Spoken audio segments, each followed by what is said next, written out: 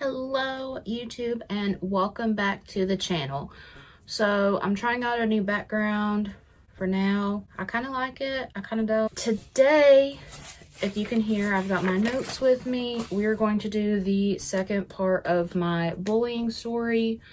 So another disclaimer, again, everything I say is from my point of view, what I thought.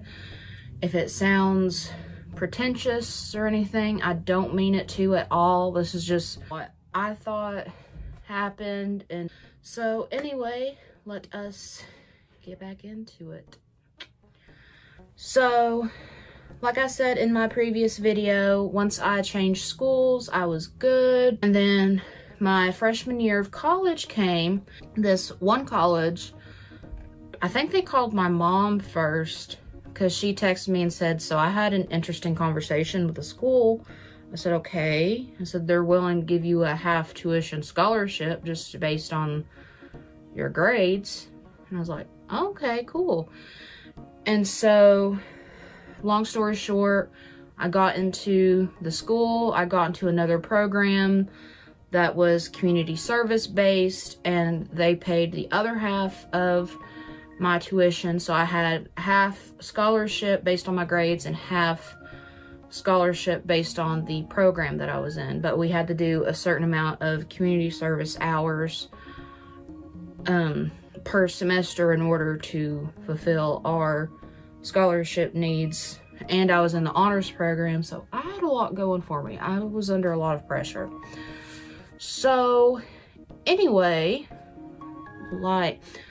I moved into the dorms in the honors house. Me and my roommate were fine at first. You know, like we weren't best friends or anything, but we were fine.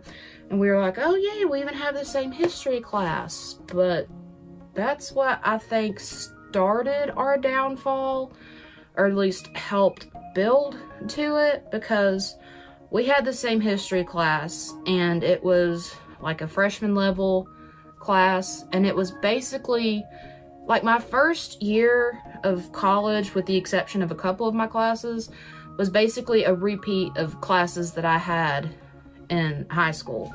So my history class here was basically AP US for me again. So a lot of the classes or a lot of the questions that my teacher asked, I knew the answers to, so I would raise my hand and answer them. And the teacher was like, yes, she was super excited. And I was kind of like her teacher pet, which usually happens with me. And for this was a big deal for me, because like I said in my previous video, up to this point, I had social anxiety, so I stopped answering questions in class. When I was called on, I was super nervous to give my answers.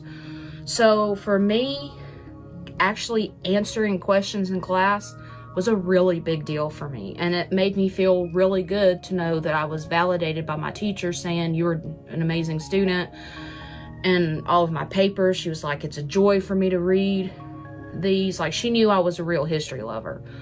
So I think that may have played a role in honestly, I don't know what happened, because all of a sudden, like, she stopped talking to me. And the only other thing that I can figure is eventually, like, for breakfast, me and her used to eat together, but then I started to eat with people in my first classroom, my first class of the day. I really don't know what happened, to be honest, but from that point, she joined a sorority and had like a best friend, and they would like gang up and kind of snicker or like glare at me when I came into the room. And one time I remember I was walking up the stairs to my dorm and her friend was leaving. Mind you, the staircase was wide enough to fit both of us. Like, you know, I'm not skinny, but I'm not super, super big. And she wasn't either. She legitimately walked over halfway the stairs so she could bump me in the shoulder as she walked down. So I don't know. Like, again, we had room for both of us, so I don't know why she went out of her way to do that. And then I had towels that I had bought for my dorm that I had put, or I yeah, I'd used. Everybody knew that they were mine. You know, each of us had our own, like, we shared the bathroom with the dorm to the other side of us. We stayed in a house, like a historic house. And yeah, so we had room for our stuff and then our dorm stuff. So I had one of my towels down, and then she had one of hers. And for some, they like to do arts and crafts and stuff. I don't know what it is about sororities. I don't mean this in a bad way, but I don't know why they do a bunch of arts and crafts. It reminds me of my elementary school girls. Like, I expect them to love to do arts and crafts. But anyway, they had paint, and they chose my white towel that I had purchased with my own money of my birthday money, because that's what I did for my birthday, was buy stuff for my dorm room to make it my dream dorm room. And they smeared paint all over it. Didn't even tell me they were going to do it. And then my roommate got mad when I approached her and said, hey, why did you do this? You could have at least asked, you know? And she was like, well, I didn't do it. I said, well, whoever did it, you need to ask next time, or keep your friend under control.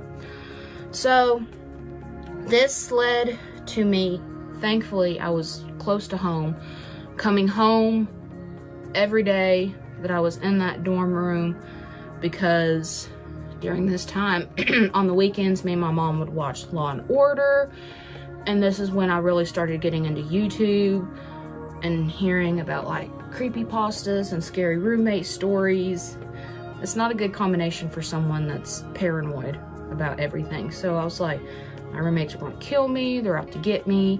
And I didn't even have my RA to back me up, because the one time I talked to her is when she had a flu or cold or something, so she was on cold medicine.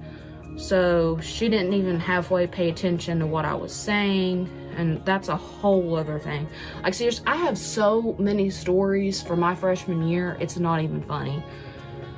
But yeah, like, it was a big deal. The straw that broke the camel's back was definitely the towel. I took it with me.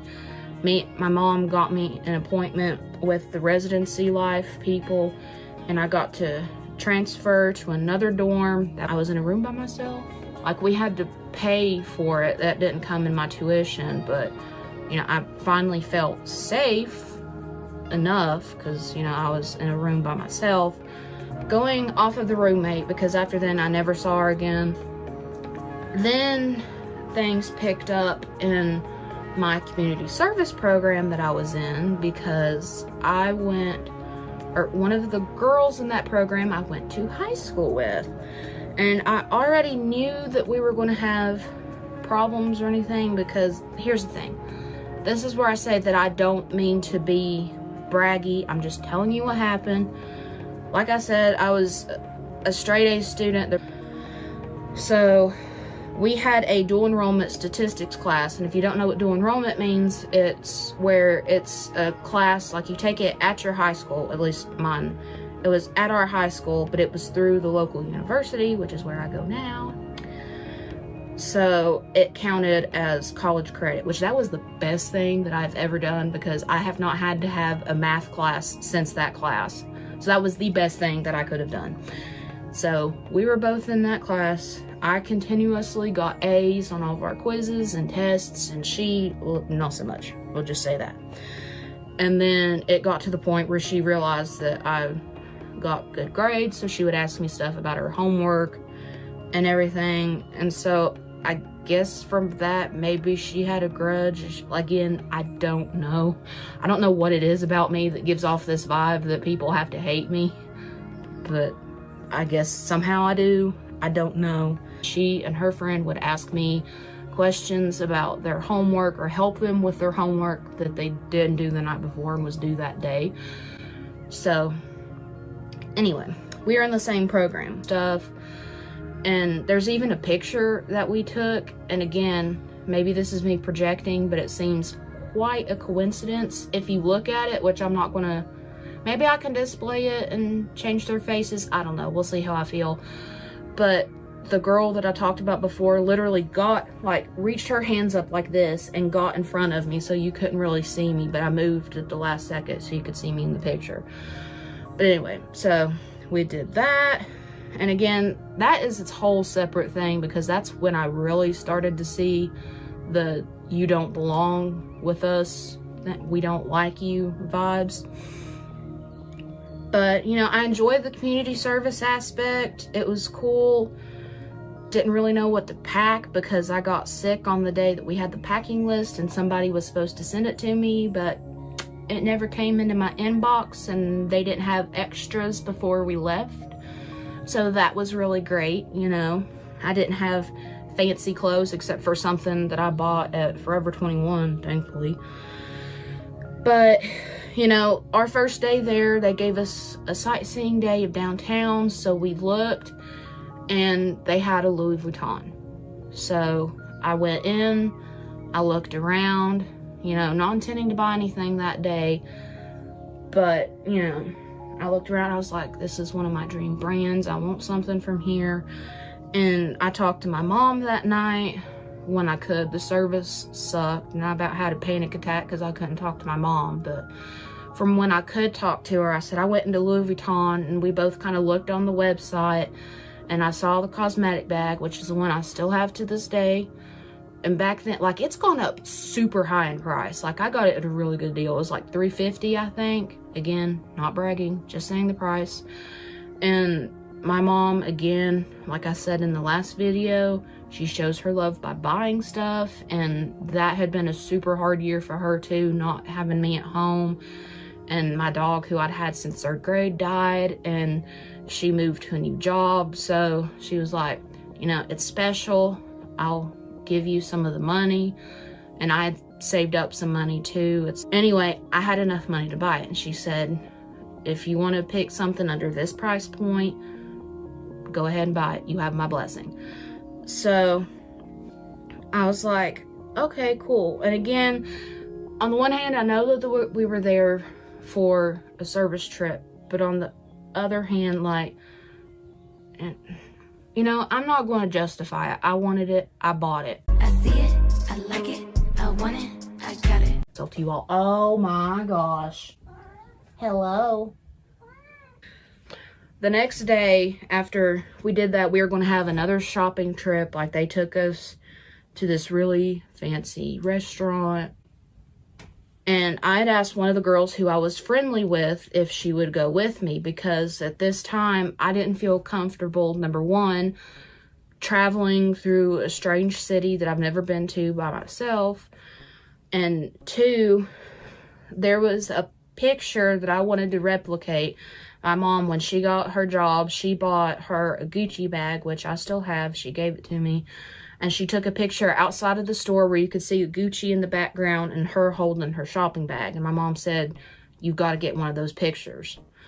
So I'd asked the girl to come with me because I wanted her to take that picture, because I'm not going to ask some random stranger. Probably would have been better if I did that. But no, I bought it, you know, did the whole, they packaged it.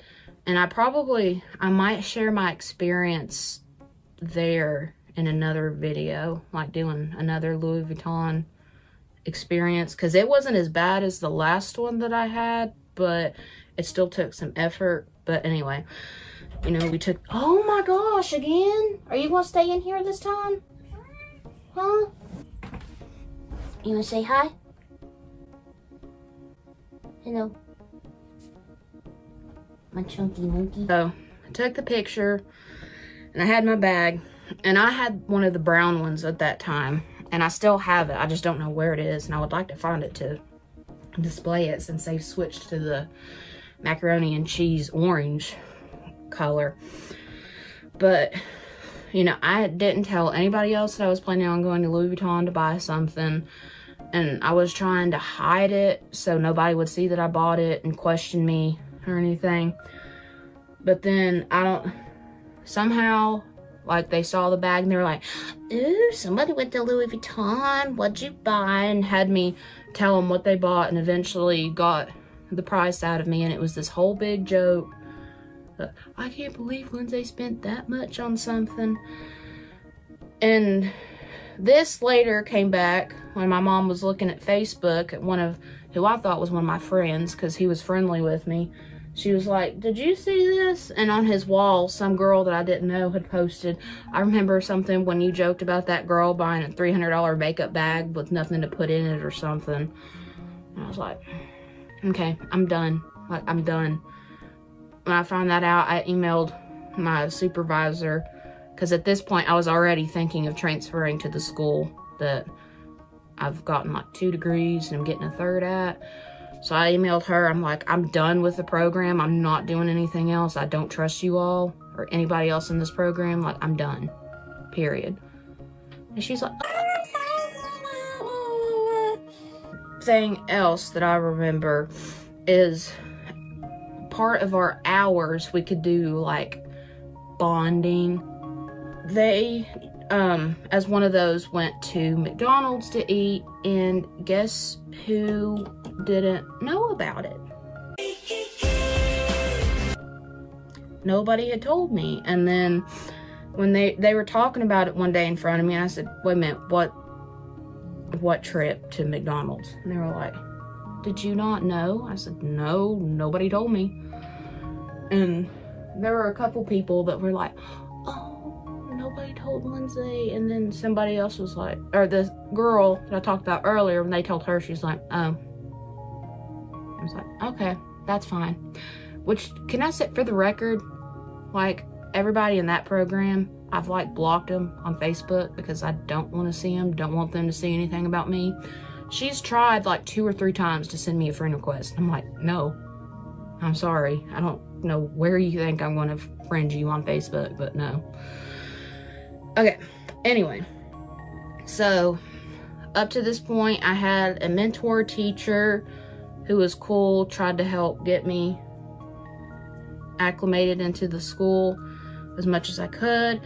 And then I emailed her and said, you know, I'm transferring. I don't think this is the school for me. And I told her where I was going, and she sent back and said, I want to have a talk with you because I don't think that's going to be a good idea for you. And I said, okay. So then when I met with her, I told her my concerns about the program, and she was like, yeah, I can understand that. And she was like, it must be stressful for you finding those hours. And I was like, well, yeah, but that's not really while I'm leaving.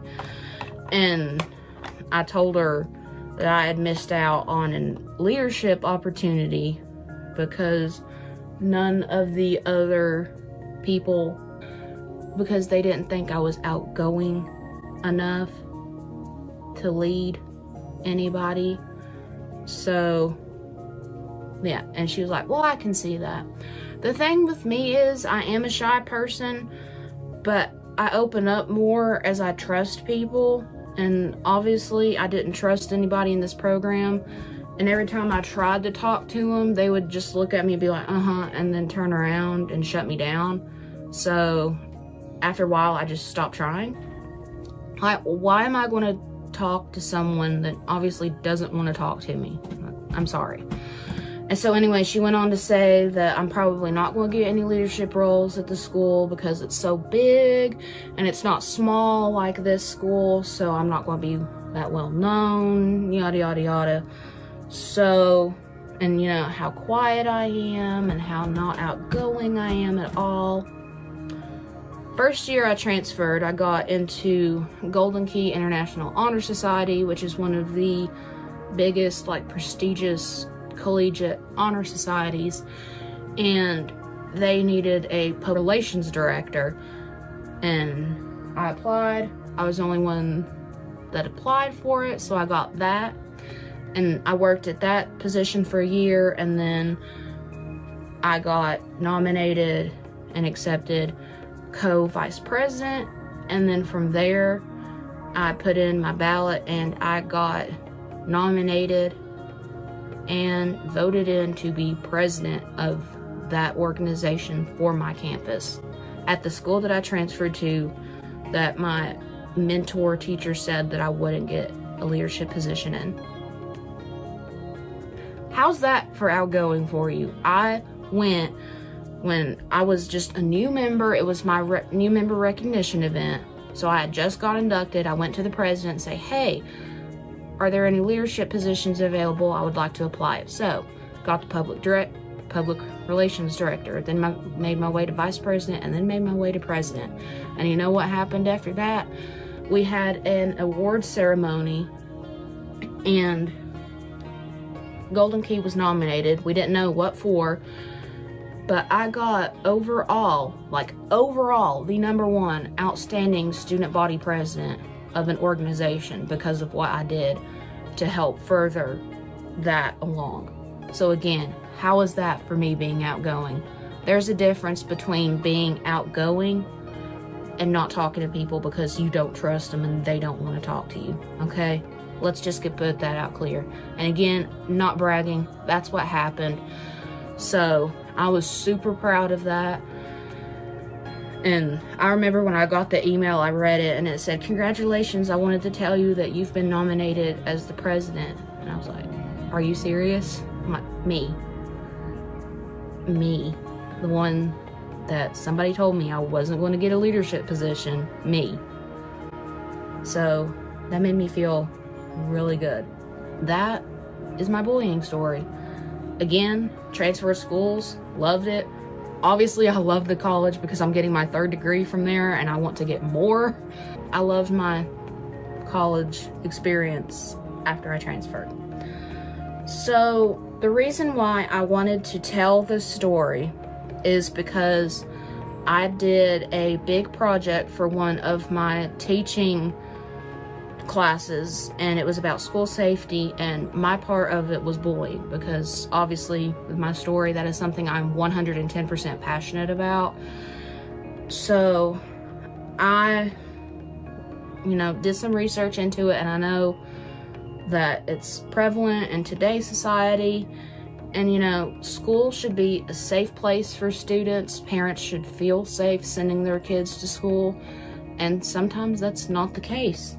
So when I did my research, I found some statistics, and they are really depressing. So I'm going to give a trigger warning for this point. I found that there's a strong link between bullying and suicide. Suicide is the 3rd leading cause of death among young people, and this results in about 4,400 deaths per year. And that's something, I don't mean like unavoidable, because other outside influences could have an impact, but there's just so many lives that have been ruined by something that is unnecessary and so stupid, to be honest. For every one of those 440 deaths, there are at least 100 suicide attempts. And then over 14% of high school students, just high school students alone, have considered suicide, and 7% have attempted it.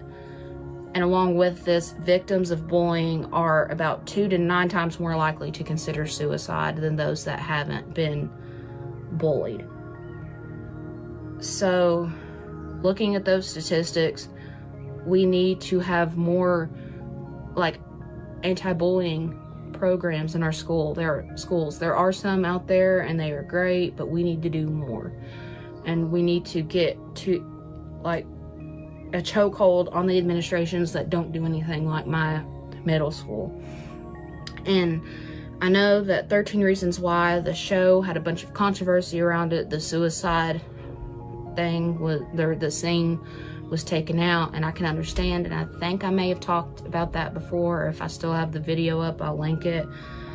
But at least the first season is so prevalent to today, because it shows the impact that bullying has. And I read that story when I was in middle school, getting bullied, and it really shocked me. Anyway. So the reason I like the book and the show is because it doesn't sugarcoat anything. It tells you this is what bullying does. So anyway. So with that, now that all of the depressing stuff is out of the way, I'm going to give some tips and little facts, I guess, to try to prevent bullying. So the first and foremost, obviously, is to teach kindness and empathy in the classroom. That's not really something I had in middle school, obviously, unless the other ones were rich. So another thing is to create opportunities for connection. And, you know, it's like I tell my elementary school students, at the end of the day, I know that you're not going to get along with everyone, and it's okay. You don't have to, but as my mom has always told me, if you don't like someone, stay away from them. You know, say hi, be friendly to them, but you don't have to go out of your way, you know, to talk to them or anything. Just leave them alone. Like, if you really don't like someone, just be, you know, if you see them in the hall, say hi or even smile at them or something, but just leave them alone. Don't even bother them. And then, let's see. We also should probably, you know, there are other forms. Like, there's a whole list of bullying. And when I was in middle school, I didn't really think that I was bullied because nobody had physically touched me or anything. But there are other forms, and I'll have some more information in the down bar because, again, like I said, I don't have COVID. You know, on my channel, I want to encourage exploration and learning. So I'm not going to give all the facts here. I'll have some information linked down below for you to check out. But there are various forms of bullying. You know, there's social media now, so online cyberbullying. You know, it's more than just pushing someone or calling someone a name. So that kind of, when I did the research and found that out, that validated me. I was like, okay, I was bullied. So that was my story. Sorry if it depressed you, but, you know, I have come a long way since then. I'm not as shy or apprehensive to talk to people now. And one thing that I think really helped me with that is my job that I had at the restaurant that I just had like a couple years ago. That really helped me get out of my shell and kind of boosted my confidence a little bit. And, you know, one thing that helped too is in 2014, I made a video about it, but I got to go to DC. I was on my own. So I had to navigate the streets of DC by myself, and I loved it. I thrived. So I've come a long way since then. I still have social anxiety to this day. It's manageable. You know, I can talk to people. I can do jobs where I have to talk to people, but I'm still afraid to get close to someone because I'm afraid of getting stabbed in the back because I have so many scars on my back from where that has happened in the past. Something else that really helped me through is Sia, her music. I related so much to a lot of her songs. Elastic Heart, I heard that and I was like, oh my gosh, that is me. And Alive, I love that song. That is one of my favorite songs. I'm wanting to get a tattoo inspired by it because the one line when she said, did all the things you said that you couldn't, I actually used that when I posted pictures of me doing the induction at the new member recognition event when I was the president. And I was like, somebody told me I couldn't do this. Guess what? I did. So her music really helped me get through this, and just opening up to my mom, telling her what happened, and having her. So definitely having a good support system helped me too. But I hope that my story inspired you a little bit to not bully, or if you are being bullied, to seek help. I hope that you have a teacher or a mentor or somebody that you can reach out and talk to. I told my boss, and I think that's one of the reasons why I got my job. Like, I told her that I was bullied, and I said, I want to be that person that a kid can come to me and tell me their problems, and I will be there to listen 110%. Like, I take everything my kids tell me seriously until I can do the necessary steps to find out that maybe it wasn't as exaggerated as they told me, or, you know, like if it's not as big of a deal as they made it seem. But I always go above and beyond for the students that I have now, and I want to continue to do that, to be there for them and to say, hey, I'm here if nobody else is. I'm here. And I just hope that that message is spread in this video, to be there for someone and don't bully people. What is the point? It makes you feel good for a little bit. Whoop-de-doo. You'll move on, and you know, what else will you have to show for you other than you got to bully someone when you were younger? Woo. You'll probably lose a lot of respect from people if you're like that, especially from me. So again, I hope my story helps someone. I'll leave cards, like I said, to some videos that I've mentioned. I'll leave more information in the down bar for you to check out. And hopefully I'll have more videos in the near and distant future. I don't know what kind I'll have, but we'll see what I can do. I also may keep this setup once I figure out I need something here. But yeah. Anyway, I'm gonna let you go. Thank you for watching, and I'll see you in my next video. Bye, guys.